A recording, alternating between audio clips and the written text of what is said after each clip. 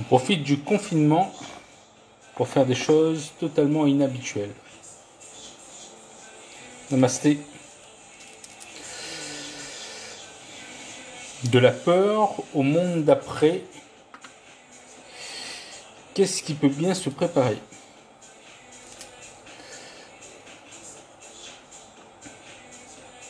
Donc, une vidéo qui se veut une vidéo de partage. Donc, si vous avez des questions ou des ressentis ou des remarques, vous pouvez aussi les partager pour qu'on puisse échanger dans les quelques instants que nous allons passer ensemble.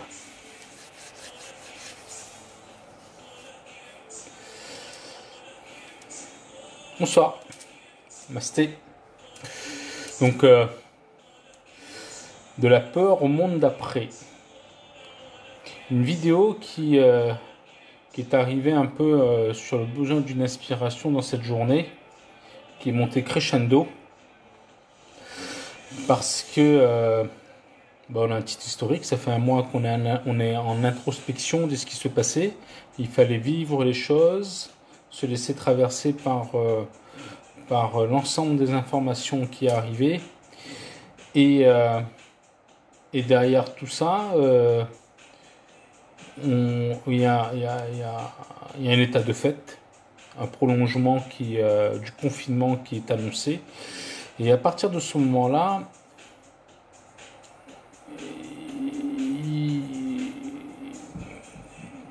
j'ai eu l'impression que c'était une invitation à avoir plus de discernement sur les choses, sur ce qui pouvait se passer, sur cet état de sidération dans lequel nous sommes, et voir qu'est-ce qui pouvait se projeter par derrière en termes de possibilités.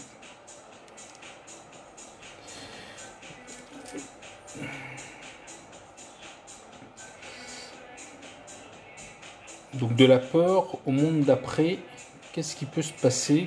Comment nous pouvons impacter les choses? Comment notre comportement personnel, ou nos attitudes, ou nos énergies personnelles peuvent influer le cours des choses?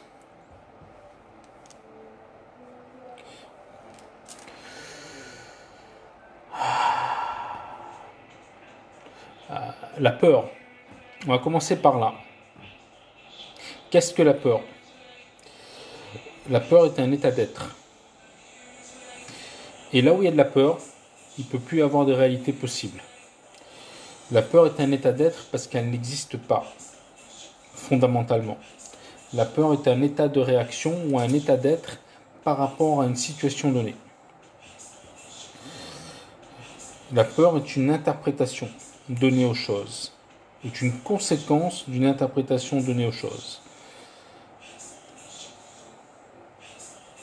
Et pour rétablir la peur, il faut agir sur 4 ou 5 leviers assez simples et qui peuvent induire la peur et des comportements de masse derrière. On va commencer par là pour comprendre ce qui peut basculer derrière en termes de monde d'après. Alors sur le monde d'après, je ne vais pas jouer à Nostradamus, hein. Je pars d'un constat et puis après les possibilités sont encore tellement grandes, les changements sont tellement encore possibles que jouer à Nostradamus, c'est pas le but de cette vidéo. Donc la peur. La peur est une interprétation. L'interprétation vient du mental. Donc pour pouvoir pour pouvoir instiller de la peur, il faut que les gens soient très fortement dans leur mental, très fortement mentalisés. Donc la loi du mentalisme est une des lois fondamentales, spirituelles ou métaphysiques de l'univers, avec la loi de la cause, des causes et effets, la loi de la vibration, la loi de l'attraction, la loi de la séparation, la loi des cycles. Ok, et dans ces 6-7 lois importantes, il y a aussi la loi du mentalisme. Et pour pouvoir manipuler des masses, namasté, ben, il faut mettre les gens dans leur mental. Ok, mettre les gens dans la tête, dans le raisonnement. À partir du moment où on met les gens dans le raisonnement pur, ok, il est simple d'instiller des conditionnements de pensée et des conditionnements d'action. Puisque les gens n'utilisent plus tout leur être, tout leur corps, toute leur sensibilité, toute leur intellectuel, toute leur intelligence, tout leur ressenti. Ils sont focusés tellement dans le mental que c'est plus facile à partir de ce moment-là, quand on a focusé sur le mental, de mettre les gens dans des conditionnements d'action ou de comportement. C'est le live, j'ouvre la porte au chat.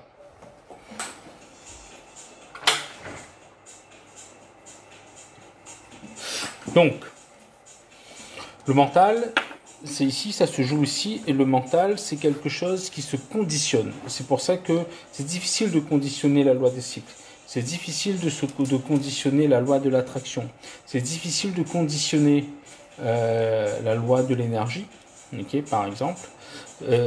Mais c'est très simple de conditionner le mental. Donc le mental, à partir du moment où on a mis les gens dans cette perception des choses, et uniquement sur cette perception des choses, on va pouvoir les mettre des croyances, des idées, des pensées, et les submerger. L'intérêt de mettre les gens dans le mental, c'est de pouvoir créer deux interprétations possibles des choses. Un, la notion de besoin. Deux, la notion de peur. Ok ?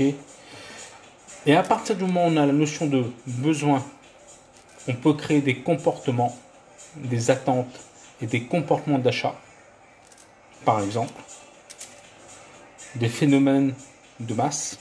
Et à partir du moment aussi où on a des peurs, on peut créer des comportements limitants, des comportements d'action et aussi des comportements de masse. La peur et les besoins. Pour mettre les gens dans le mental et amener à ce genre de choses, ben on va instiller des croyances, on va instiller des connaissances, des formatages, on va instiller plein d'informations pour que le mental puisse s'identifier à cela. Okay ? À partir du moment où les gens ont peur, les gens n'utilisent plus tout l'ensemble de leur cerveau et le côté mental va même se réduire le côté primitif du cerveau pour raisonner sur la survie. Donc je ne vais pas faire le laïus de la peur sur l'énergie psychique, l'énergie spirituelle et le niveau vibratoire par rapport aux maladies. Ce n'est pas le but de la vidéo. Il faut comprendre ça parce que ça emmène des conditionnements de comportement.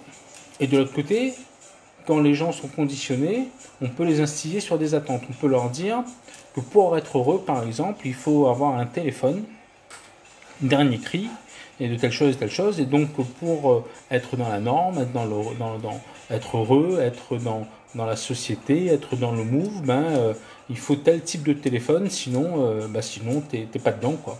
Okay ? Créer des besoin d'appartenance, okay ? Et créer des peurs, peur du rejet, peur de l'abandon, peur de mourir. Okay ? Donc ça se joue dans le mental, parce que la peur est une perception erronée d'une réalité.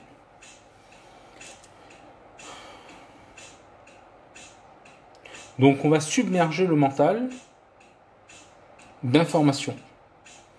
Et en fonction d'informations, on va conditionner des comportements. On peut submerger les gens de publicité, par exemple, dans le marketing en fait. Okay ? Et on peut aussi submerger les gens sur d'informations qui peuvent faire peur. Le terrorisme, le nombre de morts, les maladies, les accidents d'avion, ainsi de suite, ainsi de suite, ainsi de suite, pour que les gens soient sur ce mode de fonctionnement, peur, besoin, peur, besoin, peur, besoin, peur, besoin, en se coupant de leur être. Et plus on est dans un mode de vie citadin, plus on sera connecté à cette polarité des choses dans le mental, en ayant oublié les autres choses.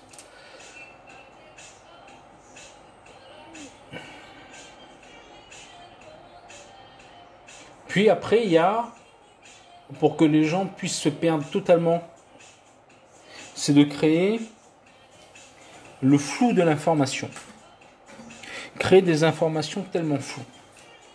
Et pour créer des informations floues, il faut bazarder d'informations dans tous les sens. Dire le tout et son contraire. Dire tout ce qui est possible autour d'une information pour que les gens ne puissent plus se retrouver. Ça s'appelle la submersion mentale, pour entraîner la fatigue mentale et la fatigue de réflexion. La submersion mentale, c'est une stratégie, par exemple, pour permettre aux gens, faire penser aux gens qu'ils ne peuvent plus agir et que c'est trop tard pour agir. C'est une stratégie utilisée, par exemple, je vais utiliser le gouvernement actuel parce qu'il est très doué dans certaines techniques, de balancer un tralet de réformes en même temps, un tralet de réformes, la réforme des retraites, la réforme de la privatisation des aéroports de Paris, réforme du statut pénal du chef de l'État, réforme de ceci, réforme de cela, un tralet de réformes en même temps, ok. Et à partir du moment où on est submergé d'informations qui touchent à notre être, ça peut donner l'impression mentale que tout est perdu d'avance et on ne peut plus agir. Ok, donc ça c'est quelque chose qui fait que ça agit comme ça.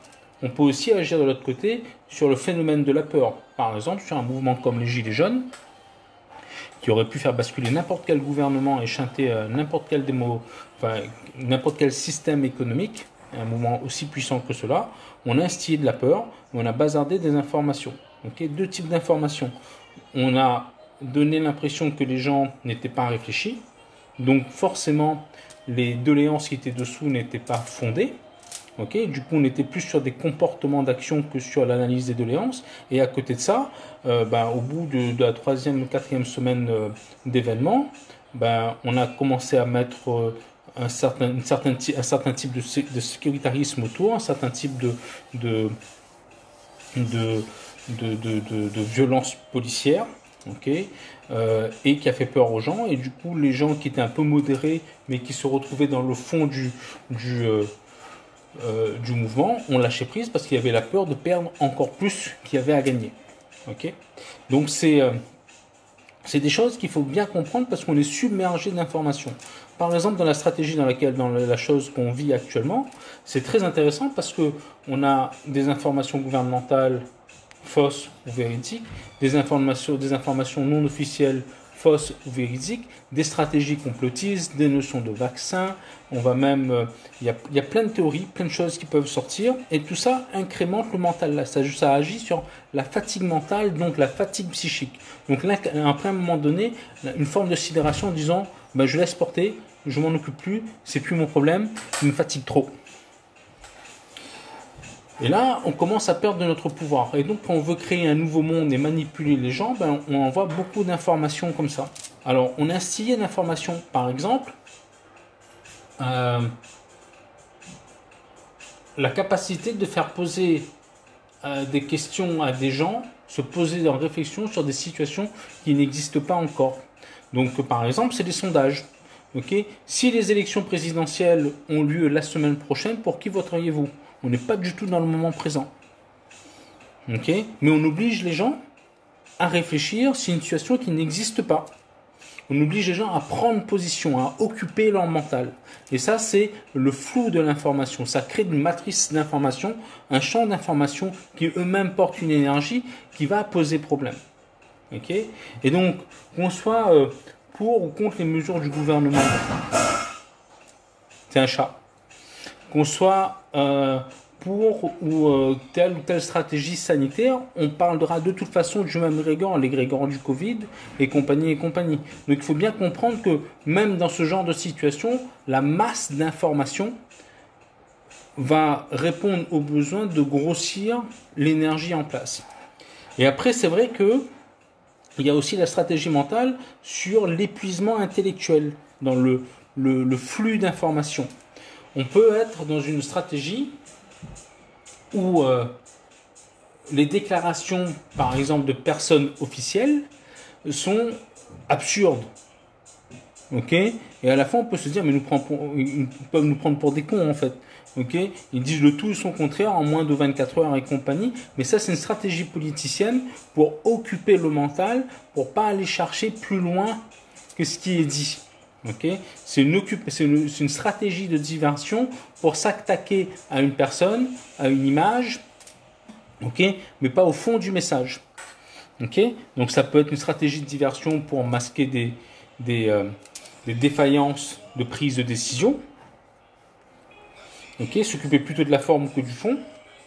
Mais aussi, ça peut être aussi des stratégies de communication pour occuper l'esprit et pas s'occuper et pas se poser la question de ce qui peut se passer après. Et donc, on est un peu dans ce flou-là. Donc, pour instiller de la peur, occuper le mental, donc mettre les gens dans le mental, conditionner le mental, ok. Conditionner le mental, je reprends un exemple. Tout à l'heure, même moi, je me suis surpris à ça. J'étais sorti dans le cadre du règlement de la capacité de déplacement. Et puis, c'était vers les 17 heures. Ok. Et donc, à 17 heures, je pense qu'en fin de journée, il y a des gens qui sortent pour l'air et compagnie avec le confinement. Et je me suis surpris moi-même, ok, à regarder les gens qui marchaient et à analyser si les gens étaient vraiment à 1 mètre de distance. En disant, mais ça, c'est pas bien, par exemple. Dans ma tête, je me suis fait le film. Ok, mais ils sortent à 3, ok, parce que je me suis même pas posé la question si c'était le même groupe familial. Je me suis dit, mais un groupement de 3 personnes, c'est interdit, c'est pas bien, c'est ceci, c'est inconscient. Et donc, j'étais déjà dans le jugement. Ok, et donc, mettre le gens dans le mental, c'est permettre du jugement. Et à partir du jugement, il ne peut plus y avoir d'intelligence. Il ne peut plus y avoir de questionnement sur le fond. Parce qu'on juge, on fige. Et donc même à moi, enfin même à moi, alors, je ne suis pas non plus une référence, si je suis une référence, mais c'est même à moi ça peut arriver ce type de choses parce qu'on n'est plus attention de savoir s'il y a, une, des possibilités qui amènent telle ou telle réalité en fait. Ok. Donc conditionner le mental, c'est ça. Et après c'est vrai que il y a dans le flou de l'information, ben, forcément dans ce genre de situation où forcément la parole de l'autorité est mise en doute, ok, mise en cause, ok. Euh, Quand la parole de l'autorité est mise en cause et qu'il n'y a plus de confiance, on peut créer plein de théories, ok. Sur les théories, j'ai déjà fait une vidéo là-dessus, le cerveau est capable d'absorber 60 000 pensées par jour. Ok. Mais à un moment donné, s'il y a 60 000 pensées qui sont contradictoires sur le même sujet, ok, le cerveau il va chanter, il va être en sidération, il va lâcher le morceau. Il va plus se questionner de à quoi ça peut l'aider en transformation ce genre de situation. Et puis d'ailleurs on va mettre la peur. Ok. La peur c'est revient toujours à la même chose, la peur de mourir, la peur de perdre, la peur d'être abandonné, la peur de mal faire. Ok. Et là on est sur un idéal de perfection. Et la perfection est toujours liée à une norme qui ramène, l'idée de perfection ramène toujours à la norme. Et la norme ramène toujours au conditionnement. Et donc on a instillé la chose. On tourne en boucle, comme dans une rat race, sur les mêmes fondements, les mêmes fondamentaux, les mêmes fonctionnements. Et donc c'est vrai que on ne sait pas. Donc après, ce qui me pousse à agir dans ce sens-là et être un peu plus catégorique dans ce que je dis aujourd'hui et sortir un peu du monde de la guérison et des énergies et me positionner un peu plus dans le monde de la matière, potentiellement sur un positionnement un peu plus sociétal, c'est que il y a des choses qui remontent. Alors je sais pas si elles sont vraies ou pas, si elles sont totalement véridiques ou pas. Et je sais pas qui tient le bout de l'information, je suis pas allé jusqu'au bout de l'information. Mais plus on va, plus on a l'impression d'être dans un mauvais film. Okay, un mauvais film de science-fiction où il y aurait une forme d'élite qui dirigerait un peu les choses et qui conditionnerait les masses parce qu'ils maîtrisent la communication, les médias, les finalités des choses. Okay, et je suis tombé sur plusieurs reportages qui parlent de vaccins. Alors en tant que thérapeute, le vaccin, je suis très prudent. Alors j'ai pas le droit de dire que je suis contre, je suis très prudent. Légalement, dire qu'on est contre le vaccin, c'est qu'on s'expose à des procédures juridique. Donc, on est très prudent. Okay, on sait qu'il peut y avoir des interactions énergétiques et dans le corps par rapport à ça. Et c'est vrai que on parle de vaccin derrière, on parle de plus loin de puces. Okay, donc pour moi, la puce, il y a encore 2 mois, n'était juste un bon film de science-fiction. Je suis tombé sur un reportage fait par les journaux télévisés des chaînes nationales qui parlait que l'expérimentation des puces en Suède avait commencé et qu'il y avait des gens qui étaient volontaires pour se mettre des puces pour pouvoir évoluer. Donc la puce, c'est la notion du tracking. Okay, on parle de télécharger une application pour faire du tracking et compagnie et tout ça. Alors ça, c'est de l'infantilisation. Okay, et ça fait partie du mentalisme. Mettre les gens dans le mental. Et on peut accepter à un moment donné d'abandonner le tracking, de s'abandonner au tracking, de s'abandonner à la puce, de s'abandonner à telle ou telle chose, parce que mentalement on est déjà fatigué. Donc des fois, pour faire accepter une décision, faire accepter une stratégie, on va fatiguer le mental des gens, on va les épuiser mentalement, intellectuellement et psychiquement pour qu'à la fin, il n'y ait plus de capacité de réaction, plus de capacité à dire non parce qu'il y a tellement à débattre, tellement à argumenter, tellement à contre-argumenter que le confinement ayant interdit la parole, il y a eu un tel amas d'informations, de tels raisonnements établis pour pouvoir remettre tout sur le tapis, argumenter, désargumenter, réargumenter, faire la thèse, l'antithèse et la synthèse, qu'à la fin les gens peuvent se dire allez, on laisse pisser, on laisse faire. Okay, et donc ce genre de stratégie, c'est pas la première fois que ça a été utilisé. Ça a été utilisé aussi sous l'ancien gouvernement, okay, l'ancienne présidence, où la France était attaquée par plusieurs attentats. On est passé en état d'urgence pendant 2 ans et toutes les lois de l'état d'urgence qui étaient censées être à un moment donné temporaires et liées à l'état d'urgence et la menace terroriste, quand il n'y avait plus de menace, okay, ces lois, les gens étaient tellement accoutumés à ces lois et conditionnés à ces lois qu'elles ont accepté que ces lois passent dans le domaine public normal. Okay, et c'est pour ça, par exemple, que le droit de manifester a été réduit à 80% de sa puissance. Donc les gilets jaunes, en fait, et la répression policière est une résultante de l'acceptation de l'état d'urgence. Parce qu'il y avait possibilité, dans des situations exceptionnelles, que le gouvernement et l'autorité en place pour la sécurité publique puissent faire intervenir la puissance policière et faire dévier la puissance policière de sa mission première. Okay, le comportement de la police pendant la crise des gilets jaunes, par exemple, okay, beaucoup de blessés, enfin des milliers de blessés, quelques morts, des éborgnés, des compagnies et tout ça, l'utilisation de LBD, l'utilisation de grenades de désencerclement et compagnie, ne sont juste une conséquence de notre acceptation commune de ce qui s'est passé dans l'état d'urgence sous le gouvernement précédent. Ok ? Très intéressant.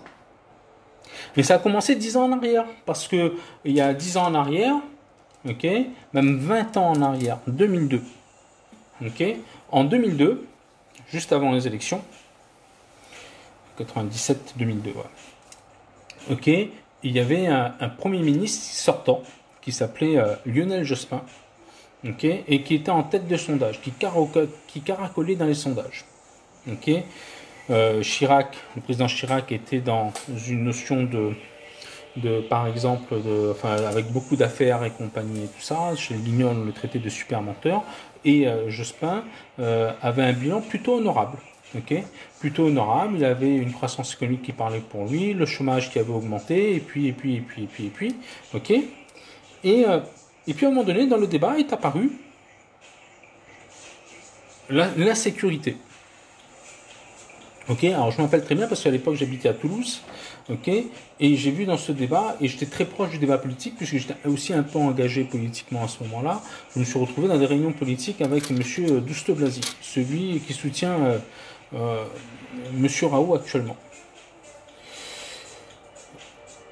Et même à ce moment-là, il était dans l'UDF, il n'était pas encore dans l'UMP, et même dans sa réunion politique, lui aussi, pourtant centriste, ok, humaniste, entre guillemets, parlait d'insécurité. Alors moi qui habitais à Toulouse, quand on me parlait d'insécurité en métropole ayant grandi au port, à l'île de la Réunion, pour moi, l'insécurité de métropole, ça n'existait pas, ça pouvait pas, ces gars étaient en sécurité.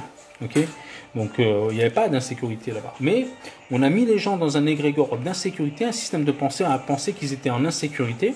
Et donc, à ce moment-là, le gouvernement était pris à défaut. Jospin a dû s'excuser de naïveté sur l'insécurité pendant sa mission au gouvernement. Chirac lui a répondu, c'est pas une naïveté, mais c'est une faute. Ok, Chirac est remonté dans le paysage. Jospin est descendu en flèche parce que personne n'entendait plus son programme, par exemple, mais n'attendait que sur l'insécurité. Donc tout le monde a parlé d'insécurité. Et du coup, deuxième tour, Jean-Marie Le Pen, Jacques Chirac, 80% aux élections. Ok, et Jacques Chirac est réélu. Très intéressant. Donc on est sur un cheminement comme ça, d'insécurité. Et donc dans l'insécurité, on parle d'immigration, on parle de priorité économique, parce que pour résoudre l'insécurité, il faut mettre de la sécurité économique, et compagnie, et compagnie, et compagnie. On est sur un gouvernement Raffarin pendant quelques années. Ce qui sauve un peu le truc, c'est qu'il y a eu la guerre en Irak, du coup il y a eu un changement de gouvernement, et c'est passé par De Villepin, et du coup c'était un peu plus assoupli, mais même le gouvernement de Villepin était passé par le CPE, par exemple, et on arrive sur une présidence Sarkozy.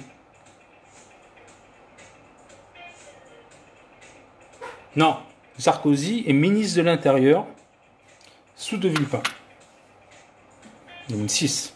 Et là, une loi sort. Les gros groupements à plus de 3 personnes sous les halls d'immeubles sont interdits pour la sécurité. La loi de la sécurisation des banlieues. Ok ? Et bien là, on a instillé de la peur. Les gens vivaient bien potentiellement un peu avec. Il y avait certains problèmes qui existaient, mais les certains problèmes qui existaient ont été grossis, ont été démultipliés. On parlait de petits, un jeune black de 16 ans qui s'était fait poursuivre par la police et qui est mort et compagnie. Le problème de banlieue, le ceci, le cela, le cela. On a mis des lois et tout le monde a accepté ces lois parce que tout le monde avait acheté la peur qui allait avec ces lois. Et à partir de ce moment-là, on a 10 ans d'évolution qui amène par exemple la crise des Gilets jaunes et l'intervention policière. Et l'intervention policière, elle est liée à l'état de conscience de la population. On a accepté. On a accepté, on s'est fait infuser l'information dans le cerveau et on a accepté que la France était un pays en insécurité. Je n'ai pas dit qu'il n'y avait pas trop, mais pas forcément dans le but dont on voulait faire parler. On a accepté que la France est un pays qui coûtait trop cher. Ok, que le travail en France coûtait trop cher. Ok, et du coup, on a accepté l'idée de faire délocaliser, mais tout le monde a accepté de faire délocaliser les unités de production ailleurs dans le monde. On l'a accepté. On a acheté la croyance. Ok, quel était le besoin à ce moment-là? C'était le besoin de compétitivité économique. Mais le besoin de compétitivité économique n'a fait juste entraîner un phénomène de délocalisation, pas une capacité de pouvoir sur un territoire de regagner de la compétitivité ou de la croissance. Ça a entraîné juste de la délocalisation pour une croissance qui n'appartenait pas forcément au territoire qui était dans le besoin. Okay. Donc à partir du moment où on met les gens dans le mental et qu'on occupe leur mental, il ne peut plus avoir de réalité possible. Donc qu'est-ce que ça nous enseigne? On nous enseigne que tous les 15 jours, l'information change. Alors toutes les 24 heures, l'information peut changer. Okay. Le nombre de morts augmente. Je n'ai pas dit que c'était atroce, mais le nombre de morts augmente. Et en même temps, on a des informations d'hôpitaux surchargés. Mais ce qu'on ne montre pas, c'est qu'il y a à peu près 75% des structures hospitalières en France qui ne sont même pas surchargées et qui sont vides. Le virus n'est pas encore sur le plan national. Il y a des zones qui sont extrêmement touchées, mais il y a des zones qui ne sont pas du tout touchées. On a arrêté de soigner des gens au fil de l'eau pour se permettre de réagir par rapport au virus. Donc, c'est une stratégie, okay, mais l'information change tout le temps. les ordres succèdent aux contre-ordres, et inversement. Et tous les 15 jours, on doit s'attendre à savoir jusqu'à quand on doit être confiné. Et là, ça fait un mois, et on sait qu'on va aller jusqu'au 11 mai, et dans la date du 11 mai, il y a tellement de conditions qu'on ne sait pas si c'est vraiment un confinement ou pas. Donc les gens s'épuisent en fait.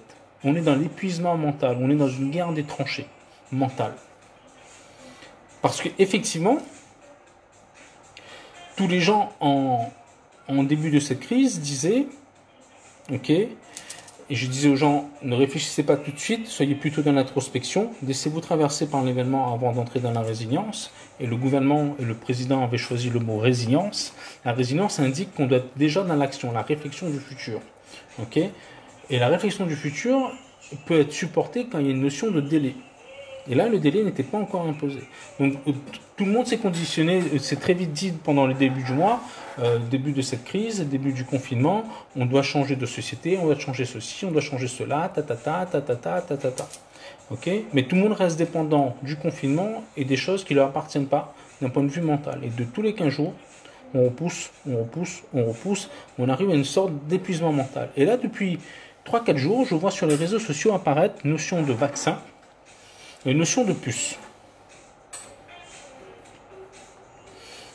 Donc, on ne réagit plus non plus sur un changement de société possible. Maintenant, les gens sont épuisés de pouvoir argumenter sur le fait qu'un changement de société est nécessaire. Jusqu'à quel point, on ne le sait pas. Ok ? Et on est maintenant en réaction, il y a des informations qui arrivent, on ne sait pas d'où elles viennent, mais qui commencent à être. Et donc, j'ai partagé aussi aujourd'hui des informations là-dessus. Sur les vaccins, le tracking, la 5G, la puce électronique et compagnie et tout ça. Et donc, quand on regarde ça, on n'est plus sur un choix de société, sur quelle société on peut aller, est-ce qu'il faut aller plus vers de solidarité. On commence à changer de positionnement de pensée en disant, est-ce qu'on est pour ou pas le tracking? Est-ce qu'on est pour ou pas le vaccin? Est-ce qu'on est pour ou pas la puce électronique? Et donc d'un changement de société potentiel, un monde meilleur, ceci, cela, plus solidaire, qui résout des injustices, on commence à nous instiller une réaction, ok, sur 3 ou 4 concepts. La 5G, le vaccin et la puce. Okay. Et dans cette stratégie de balancer 3 informations assez malin, c'est que s'ils peuvent en faire passer 2 sur 3, ils auront gagné. S'ils peuvent passer 1 sur 3, ils auront gagné. Surtout si c'est la principale. Parce qu'on était en réaction sur 3 conditionnements mentaux. Et on a déjà oublié sur quel type de société on voulait aller.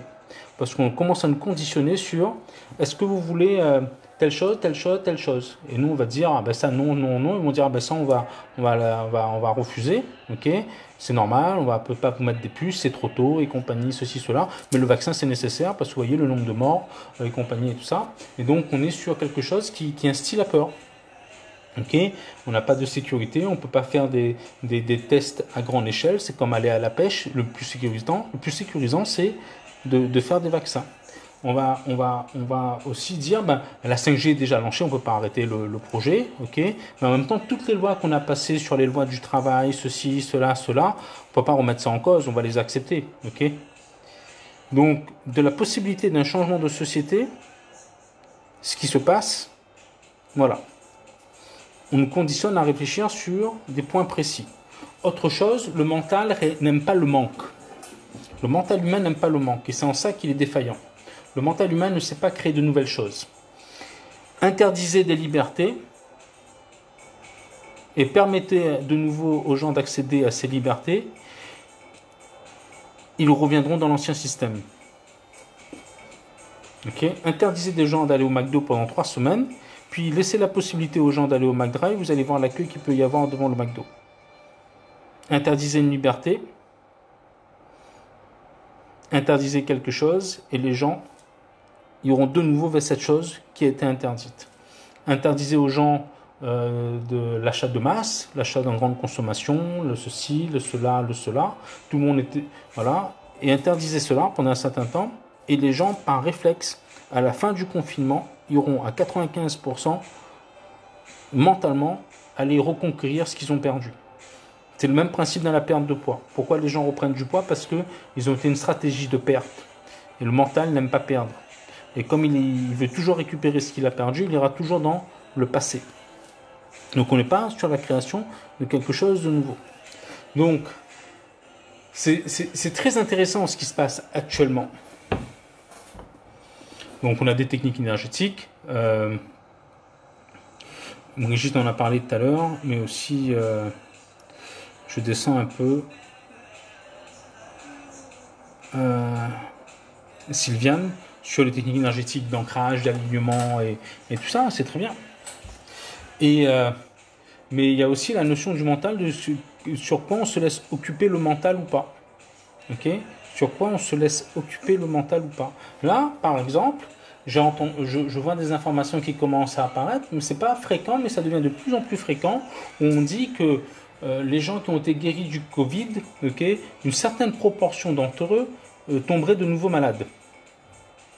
Okay, ça veut dire quoi? Que ça laisse sous-entendre que le système immunitaire humain n'a pas pu réagir pour créer un anticorps assez efficace contre le Covid. Okay, ça s'est produit 2 fois dans l'humanité, pour le sida et pour le Covid. En général, quand le virus est considéré entre guillemets naturel, le corps humain s'adapte à cette vibration naturelle. Donc c'est quelque chose qui est très important. Donc après, forcément, pour les gens à qui on est en train de parler, on est des gens potentiellement en prise de conscience et forcément ce que je dis, vous pouvez me dire ouais, mais on peut bien penser, je comprends bien ton point de vue qu'il faut parler prise de conscience, mais entre la prise de conscience et ce que les habitudes de comportement peuvent conditionner, ça, il faut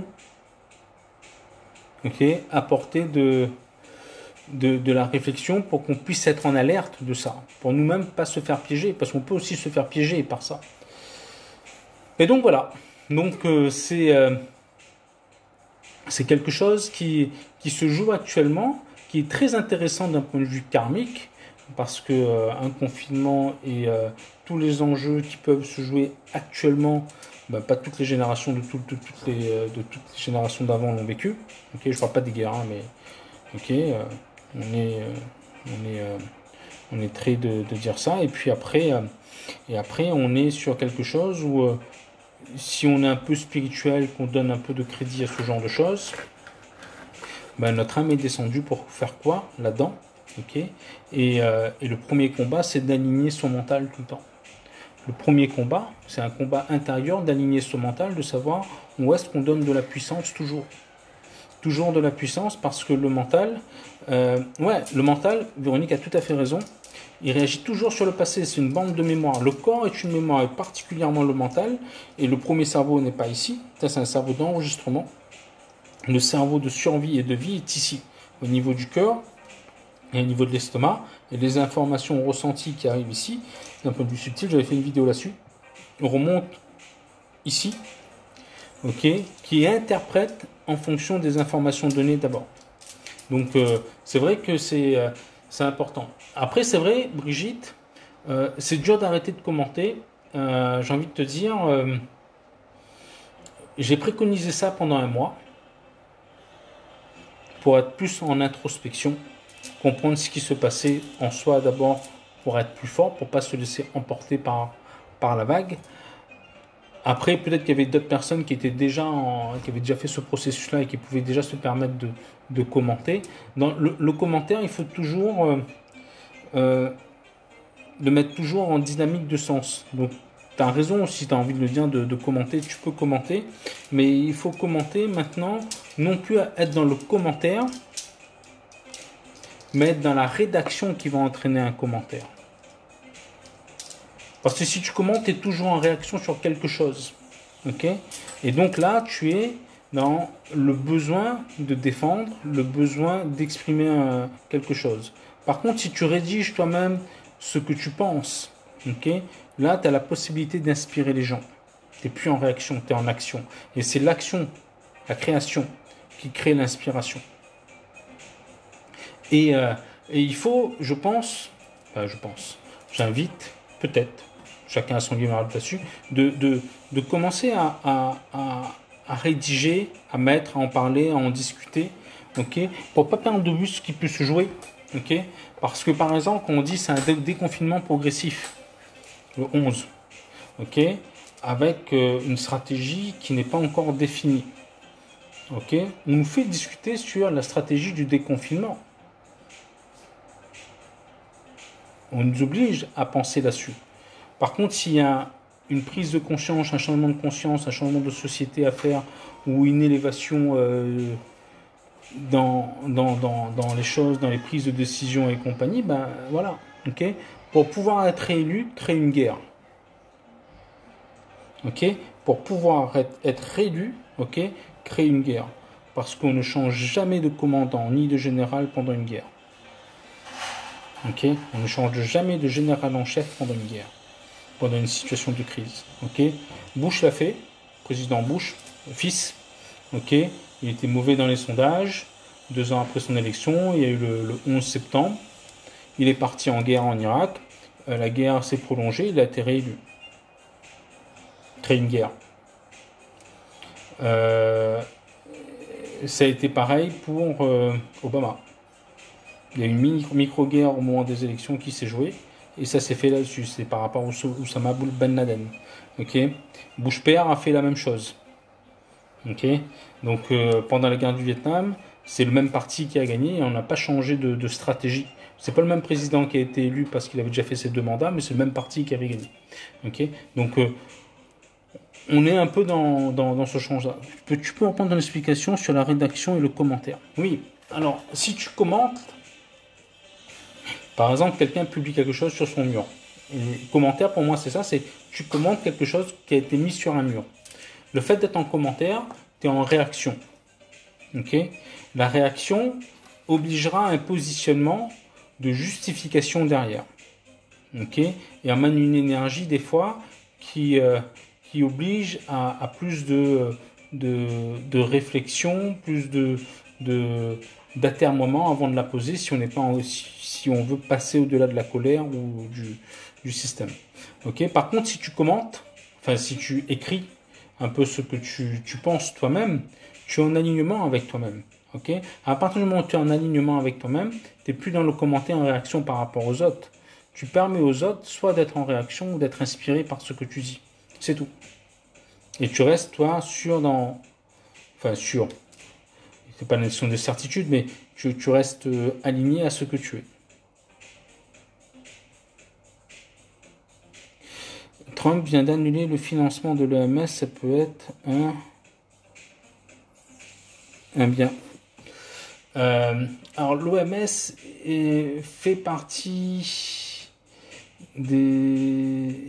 Alors je sais pas pourquoi c'est sorti, mais ça fait 3-4 jours, et je sais pas à quelle information ça vient, à quoi ça sert et à qui ça sert.